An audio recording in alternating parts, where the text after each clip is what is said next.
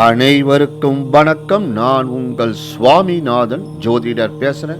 இன்றைக்கு நம்ம யூடியூப் சேனல்ல மிக முக்கியமான ஒரு பதிவு எடுத்துட்டு வந்திருக்கேன். மக்களே, ஜென்மமாய் செய்த பாவங்கள் அனைத்தையும் தீர்க்கும் ஒரே தலம் கோடீஸ்வரர் திருக்கோவில்.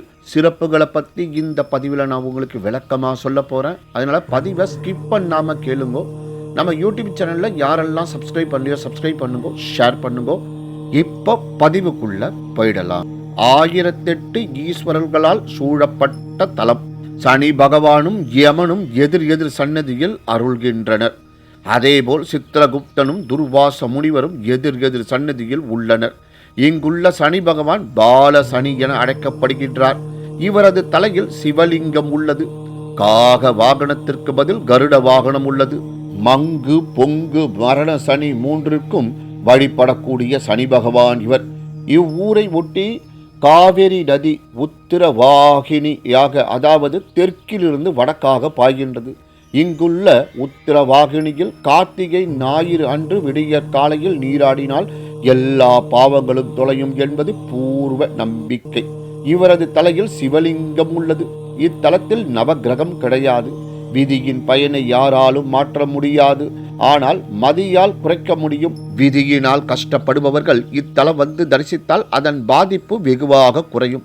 ஒரு சமயம் கைலாசத்தையும் திருக்கோடிக்காவையும் ஒரு தராசில் வைத்து பார்த்தபோது இத்தலம் உயர்ந்து கைலாசம் கீழே போய்விட்டது. என்னுடைய திருமேனிக்கு சமமான பெருமை கொண்ட பூமி இது. இங்கே கணபதியின் மகிமையும் கூடியுள்ளது. இந்த இடத்தில் செய்யும் தியானம், ஓமம், ஜபம் எல்லாம் மும்மடங்காக பலிக்கின்றது. இங்கே காவிரி உத்திரவாகினியாக இருக்கின்றாள். என்னுடைய சன்னதியில் இருக்கும் இந்த உத்திரவாகினியில் கார்த்திகை மாதம் ஞாயிறு அன்று விடிய காலையில் நீராடினால் எல்லா பாவங்களும் தொலைந்துவிடும். இவ்வாறு பகவான் கூறி அருளிய தலம் இது. இத்தலத்தின் சிறப்புகள் 1000 முதல் 2000 வருடத்துக்கு முன் பழமையானது. இது 37வது தேவார தலமாகும். சிவன் சுயம்பு மூர்த்தியாக அருள்பாலிக்கிறார். அகத்தியர், சித்திரகுப்தர், யமன் முதலிய சன்னதிகள் உள்ளன.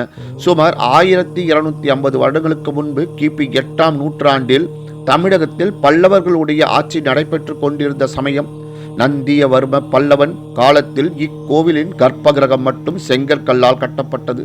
பின் கிபி 950-957க்கு இடைப்பட்ட காலத்தில் தஞ்சையை உத்தம சோழ மன்னர் ஆண்ட சமயம் அவருடைய தாயாரும் கட்டாரித்தித்த சோழரின் மனைவியுமான செம்பியம்மா தேவியாரின் ஆணைப்படி செங்கற்கல்லால் ஆன கோவில் இடிக்கப்பட்டு கருங்கல்லால் திரும்ப கட்டப்பட்டது.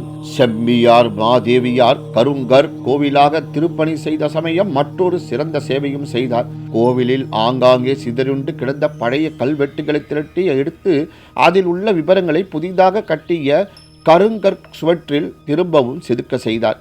இவ்வாறு மொத்தம் 26 கருங்கற் பலகையை பதித்து வருங்கால சந்ததியினர் இக்கோவிலின் வரலாறு அறிந்து கொள்ள பேர் உதவி செய்துள்ளார்.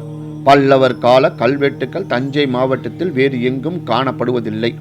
அருள்மிகு திருக்கோடீஸ்வரர் திருக்கோவில், திருக்கோடிக்காவல் வழி, நரசிங்கன்பேட்டை, தஞ்சாவூர் மாவட்டம். நன்றி, வணக்கம், வாழ்க வளமுடன்.